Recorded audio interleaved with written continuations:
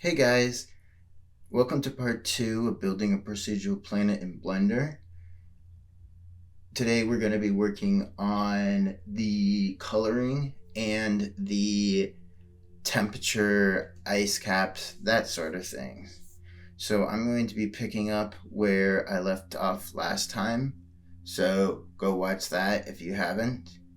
Um, I won't take any more of your time, so let's get started. So one of the reasons I separated into the land and ocean is for our colors. So to mix it up, I am going to search for the mix color node I mentioned before, and we are going to need 3 of these.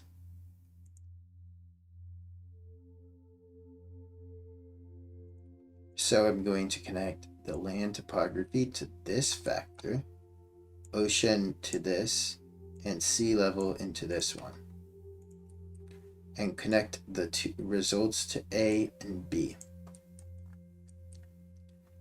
Now I'm going to pull this into here and change this to color. This is going to be how we see our our work for a while. So Control Shift connecting. However, we want to switch this color node into a color variable. You can see each type of data has a different color socket. So floats or numbers are gray, colors are yellow, vectors are purple, and then if I add a shader, shaders are green. You can convert any of these types to shaders. However, you cannot convert shaders to floats, colors, or vectors. So we're going to want to create more palatable colors. So I've got a couple colors that I like, but you can really put anything here.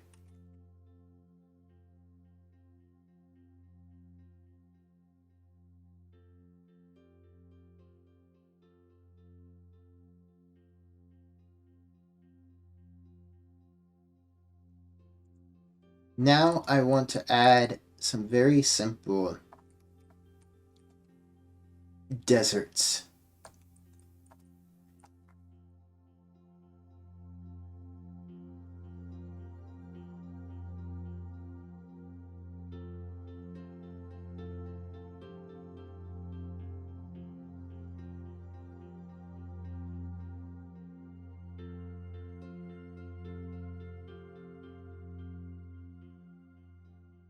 Speaking of which, I will change this to procedural planet material. Now, as I was saying, I want to be able to have deserts. Now, later on, we will do this in a much more complex way, but for now, we are just setting things up. So I want to go back into our topography and find the poles of this sphere. So now we are going to add a gradient texture, Control T, and if we connect this, you can see it creates a gradient. Now we want this to go up and down, so I'm going to rotate the Y by 90. You can see that just changes everything.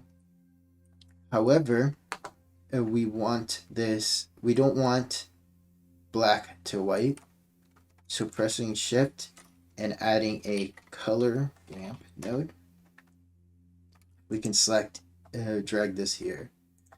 Now the color ramp node is similar to the map range node. However, you can add more variables or more colors to it.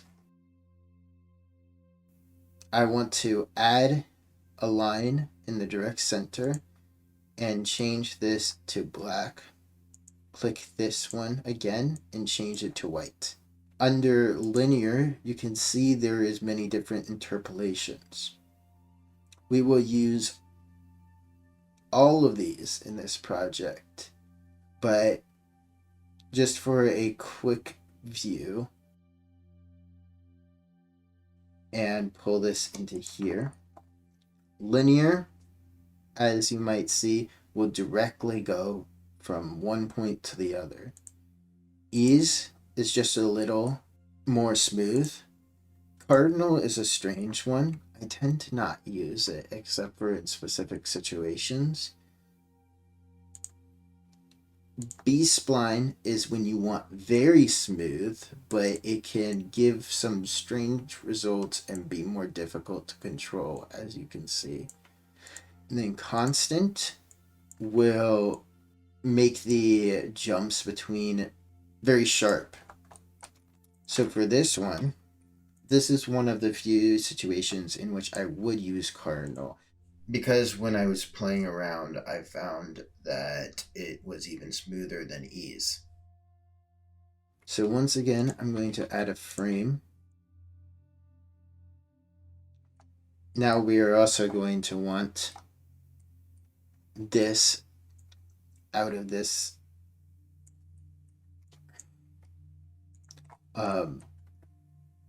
group. So I'm going to go here and I want this to be called pools, and I want this also to be a float value, just to neaten things up. So I'm going to put these into their own group as well.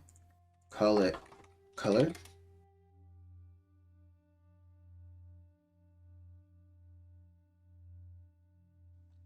And we want another input for poles. So we're going to go to group and click this plus line, put an input, and call this poles. Now we can connect this to our poles. So we want to mix the land based on how close it is to the poles. So we're going to drag this into here and then drag the poles into here. If you just hover over most values, so this could be a number or a color or whatever, just hover over it and do Control C. You can hover over another and Control V.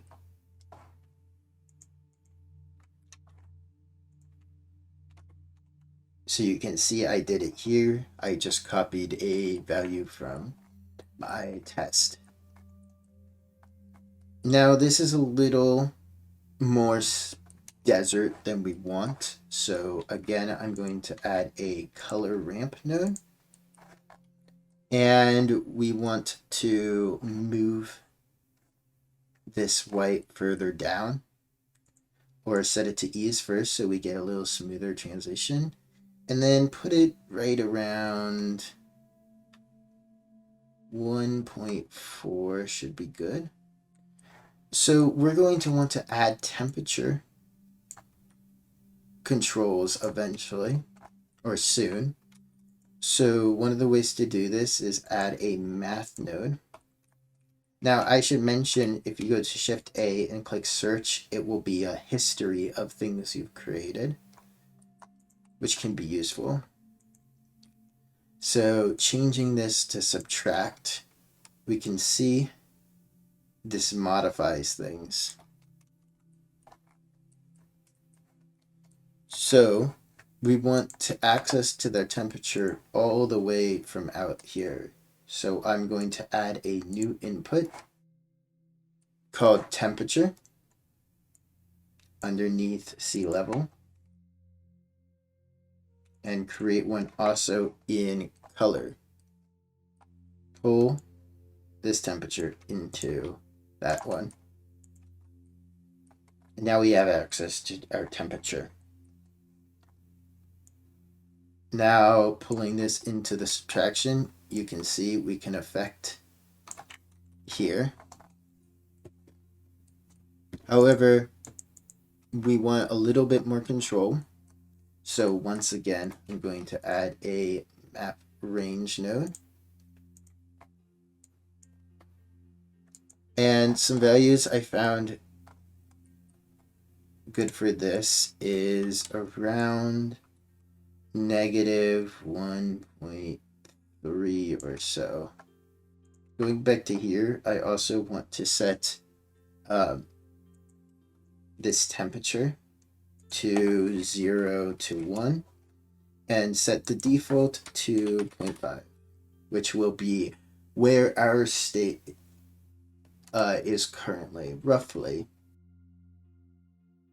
So now we can see changing the value will affect things. So I'm going to go ahead and make this look nice to me. So I'll see you back when I've done that.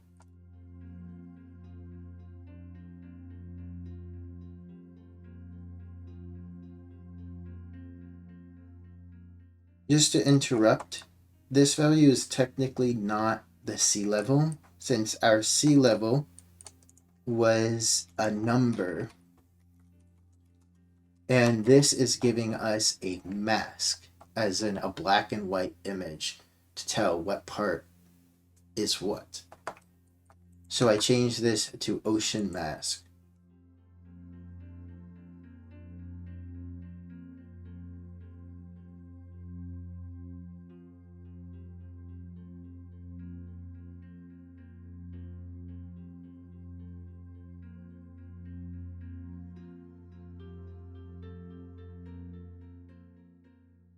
All right, so we've got our basic colors. We've got our temperature. So we've got our temperature. We've got our poles. Now, these are looking a little harsh for my taste. So I'm going to go back into topography and modify our poles. So I'm going to do this with a scrape texture. So a moose scrape texture gives you something like this. Changing the scale, the detail, the dimension, etc. So I want to add this here. I want to add a color ramp and another math node. I'm going to want to change this to multiply. If I connect our moose grave, it gives us a pretty wild result. I'm going to change these values a little bit.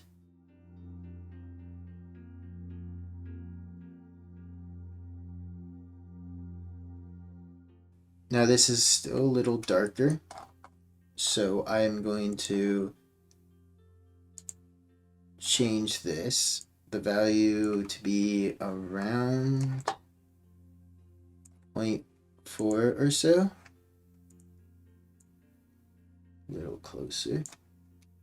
And to move this to around 0.2. Now you can see, going into our color, it's broken up that line just a little bit. So we're going to add the ice caps in the color node, or we're going to add the white from the ice mask or ice caps into the color node. Now, one of the things I want to do is have different rates of freezing for land and water. And also I want little icebergs. So now I'm going to introduce you to the Voronoi texture.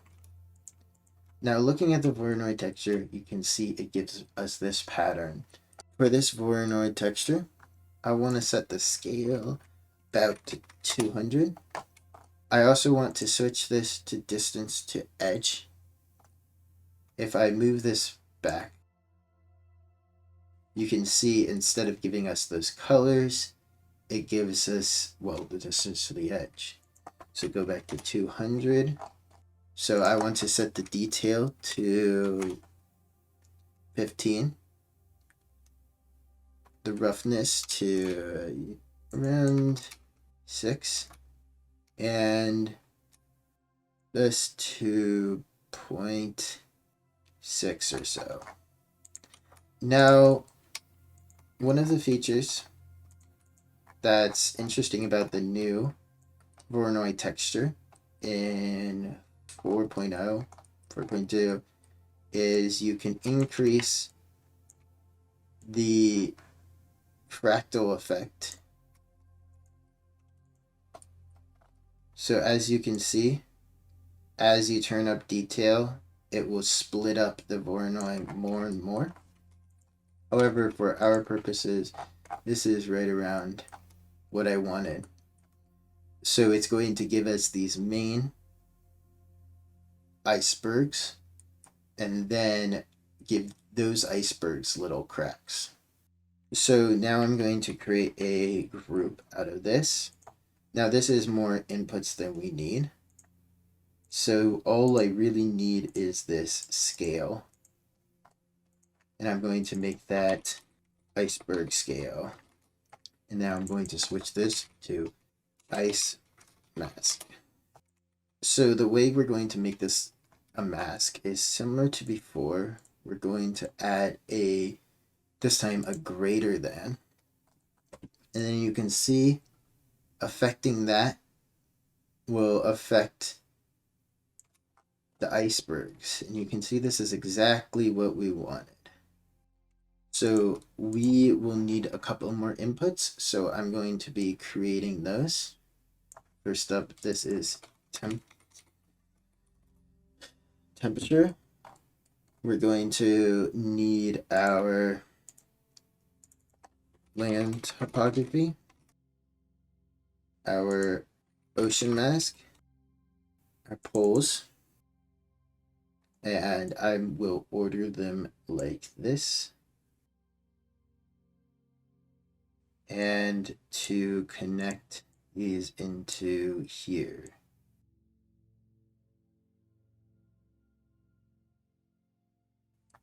So we're going to do a little bit more math now. So first we want to pull in our poles into another map range node. So we want our poles into value. And we want to make this just a little bit stronger. We want to make our Voronoi a little bit weaker. So now instead I'm going to do a math node, change this to multiply. So put that around 0.1. And then we want to add these together.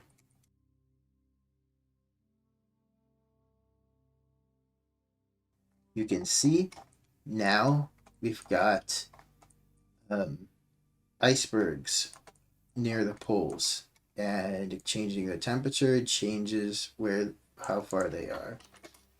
However, we only want this on our oceans, so we are going to add another multiply node and plug in our ocean mask. So now you can see this is only, the icebergs are only showing up on the ocean. Let's make this look a little bit nicer.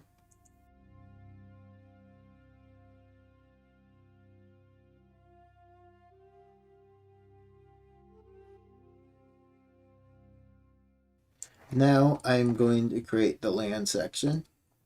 But first I want to be able to see both the color and the ice. So I'm going to go into our color node, add a new input called ice mask. Create a new mix and connect the ice mask to the mix. Then change this to add.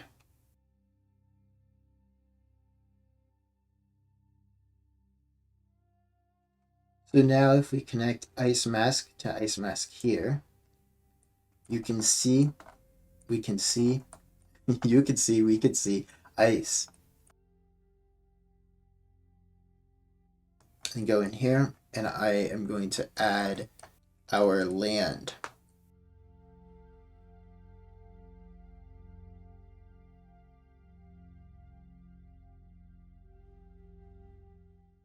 Now, you see if we add our ocean mask right into here, you can see now this is only doing on our ocean. Obviously we want this on the land. You can take an add, change this to subtract, plug the ocean mask into here, and add this to 1. So it will reverse the texture. So if I show this, it reverses it. So I want to, as you can see, this is working. I want to break this up a little bit more. So I'm going to add another moose grave texture, then a map range. Make this much brighter and add another multiply. Plug this into that multiply. You're going to want to change these values. So I put this around 13.7 or so. The detail all the way up to 15. Dimension down to around 4.5 or whatever. If I mute the multiply, we can show with or without the moose grave. It just adds a little bit more dimension. So now we want both the oceans and the land to be put together. I am going to take a math node and connect both values. Now I want a little bit more control. So adding a math range here, connecting this here, we can now change the mountains, how strong the mountains will add using this. If we add a multiply in here, we can change how much stronger the land is. So you can see modifying these to change things.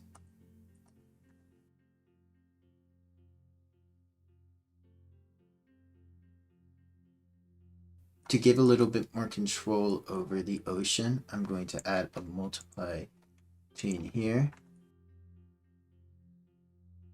And you can see I can affect this. Now I want to add more controls to these, so I'm going to pull this here and call them mountain fact or factor, land factor, and ocean factor. Let's rearrange them just slightly.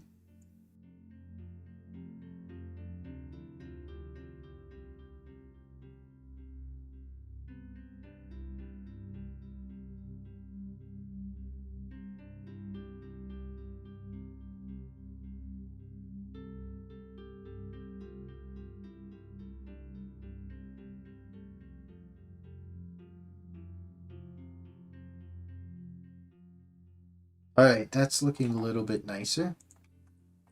So some values I found that work.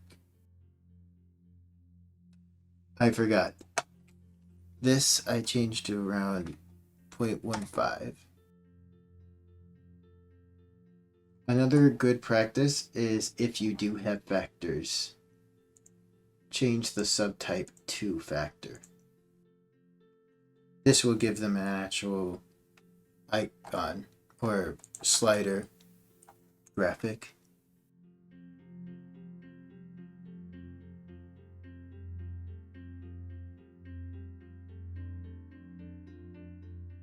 So now you can see when we decrease the temperature, it will change the land and the ocean, and we can always affect this by changing this. We can modify the strength of the Musgrave, and we can set what we want our default to be. Maybe something like that. Now the final thing we're going to do in this tutorial is add a quick shader. Now we're going to have a couple different outputs, but I want one of them to be just a general shader inlet. So you will have access to outputs if you want to do something more complex. For now, I just want to add a principle, then plug the color into the base color. We want so switching to rendered view, we connect this. We want the land to be rougher than the ocean. So if we connect the ocean mask to the roughness, this is a little bit more extreme than we want. Also, it is reversed.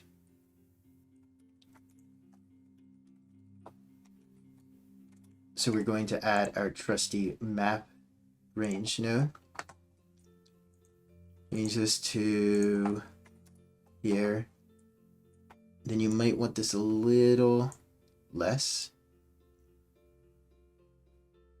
And this to be a little, or that the land to be a little shiny and the water to be a little rough.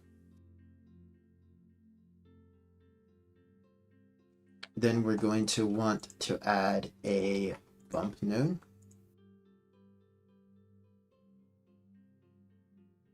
Then bring in the land topography into the height.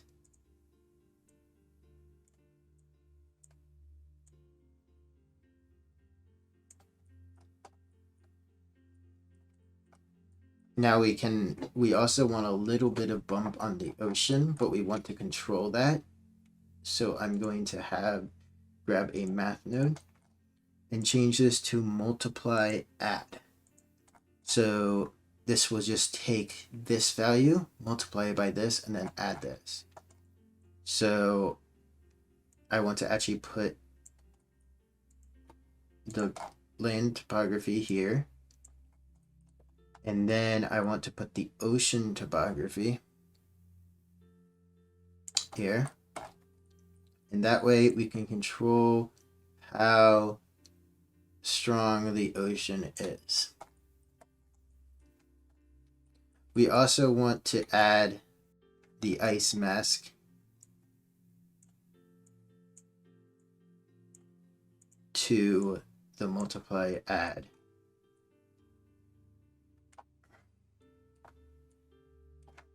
And clamp this, which means any values above 1 or below 1 or below 0 will not count or will be capped. The strength around 0.3. I want the ocean roughness around 0.42 and then 0.73 for the land. For the ocean bump, that seems good. also want access to these variables, so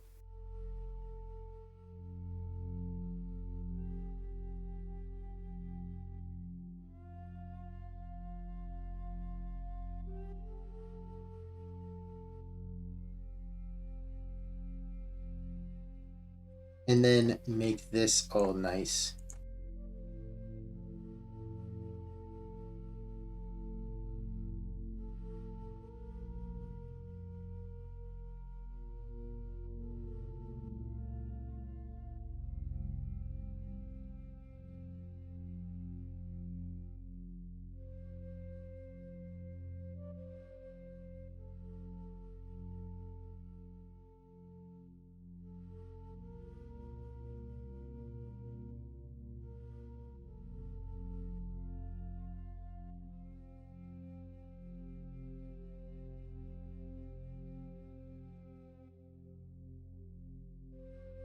There we go.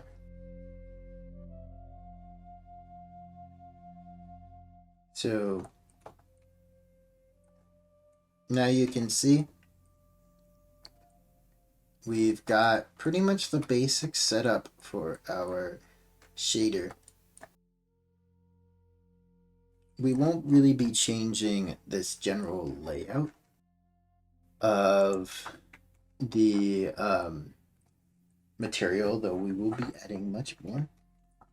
I hope you will join me for part 2, where we're going to be creating the procedural height map. Thanks for joining me. I'll see you around.